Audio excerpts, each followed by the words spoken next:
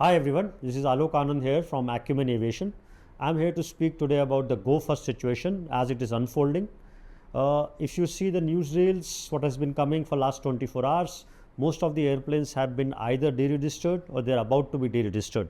The total fleet as per the records we have is 54, out of which 15 are financed. So possibly 39 airplanes have definitely been deregistered or about to be. The rest 15 which are financed from different banks, is possible that they are also being deregistered since the banks may have taken charge of their assets or about to do that, which is great news for ultimately all the lessors and owners who had exposure on these assets and have not possibly been paid any of their lease rentals for last 1 year. Let's move on and see what exactly is happening as a result and what will be the impact on the immediate supply chain issues. I have an article which I have just written. It is there right in this video. You can access the link and please feel free to give your feedback and comments. Basically, the challenges in supply chain will relate first and foremost to the MROs. These airplanes will need to be parked and then brought into different MROs for bringing back into service. Why so? The airplanes have been preserved on paper, but all indications are, and if you look at the various reports and cases which have been filed in last few months, that many of these assets have not been properly preserved, and that includes engines as well, which is even more difficult than to manage. First and foremost, to bring these airplanes back from a preserved state to service is a challenge.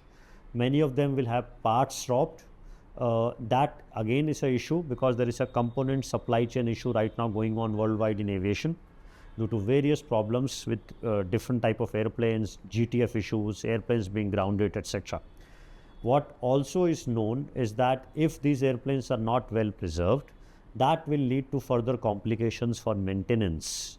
The opinion of original equipment manufacturers, the OEMs, in this case Airbus and Pratt, will be sought as to what actions are required to bring these airplanes back into proper service, assuming they have not been properly preserved.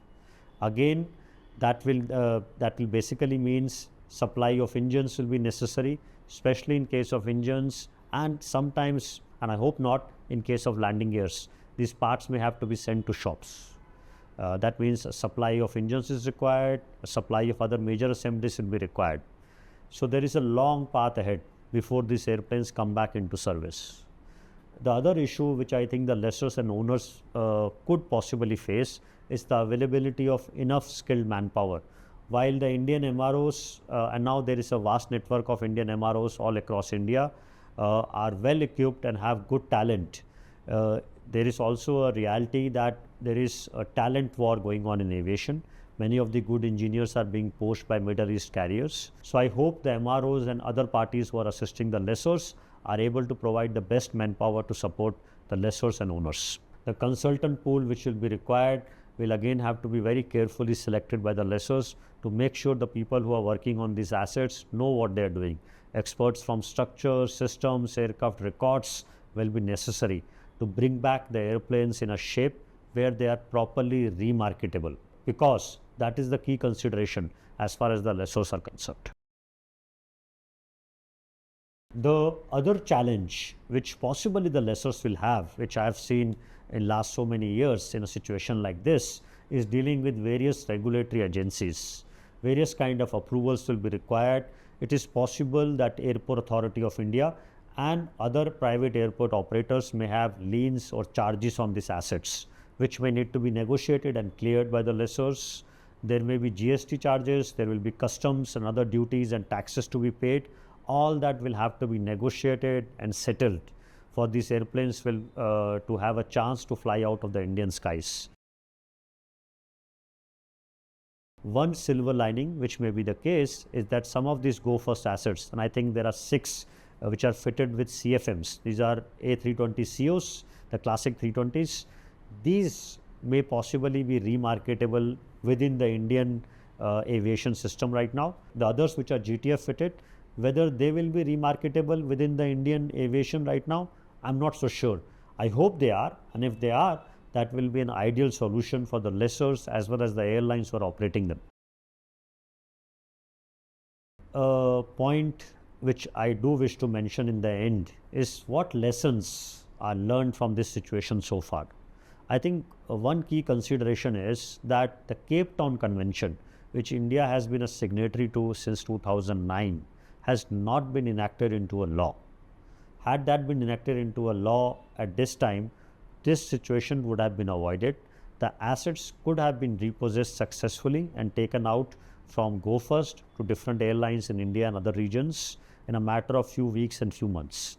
I am aware some of these airplanes were already grounded due to technical reasons, but their back to serviceability process would have been much faster had the lessors got access to these assets through the means of Cape Town Convention rights.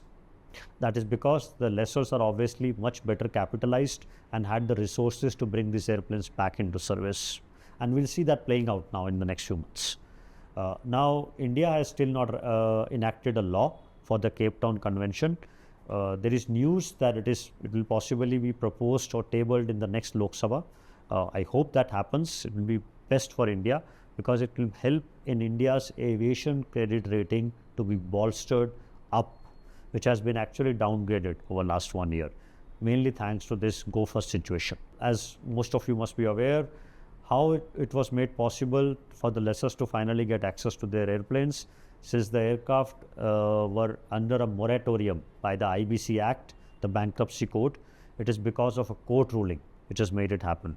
There was a gazette notification by the government of India that the lessors can still repossess their airplanes as a ring fencing arrangement around the IBC Act. However, that wasn't passed retrospectively. So the lessors still had to fight their case in court and get rights to their assets, which is what has successfully happened in this case. I hope this short video helps those of you who are interested in this situation to make more sense of what is going on. And I hope to hear back from you and hear your feedback. Please don't forget to subscribe to my channel, Flightpath with Alok, for more such insights and to watch very interesting podcasts which I have recorded through last 1 year with various eminent aviation personalities.